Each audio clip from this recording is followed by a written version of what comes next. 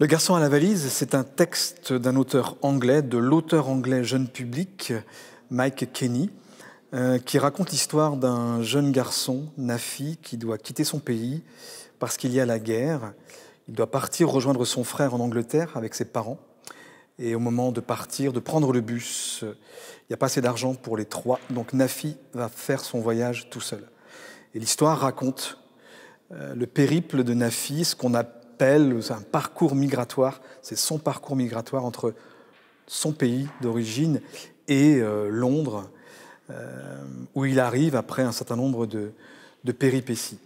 La particularité de ce texte, c'est qu'il commence par une phrase narrative. « À la maison, mon père me racontait toujours une histoire. » Et dans la foulée, Nafi rejoue cette histoire, cette scène avec son père. Donc on a une alternance régulière de phrases narratives qui mettent une petite distance par rapport à ce qui a été vécu et les péripéties de Nafi au cours de son voyage.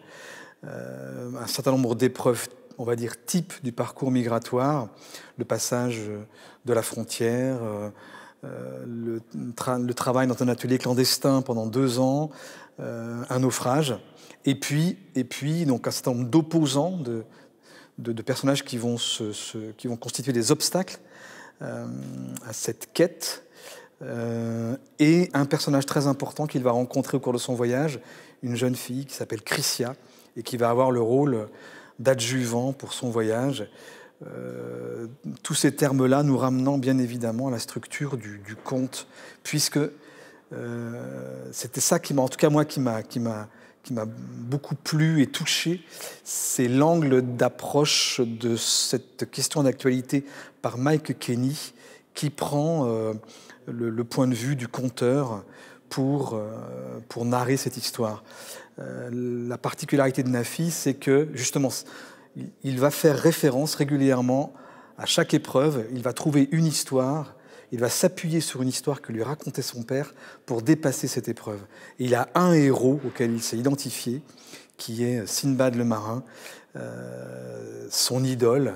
Et à chaque fois qu'il y a une grosse difficulté, Nafi se dit « mais qu'est-ce qui ferait Sinbad ?» Ou bien tel moment lui rappelle une aventure de Sinbad.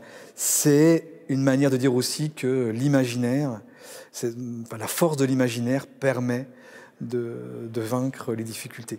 Même si, au terme de son périple, Nafi est confrontée à la réalité de Londres, là où vit son frère, qui avait envoyé une carte postale parlant de Londres, de l'Angleterre comme d'un Eldorado. Et il se trouve que Nafi va très vite se rendre compte que c'est complètement faux. Mais il a cette force en lui de l'imaginaire, de ce périple traversé qui va lui permettre de repartir dans la vie.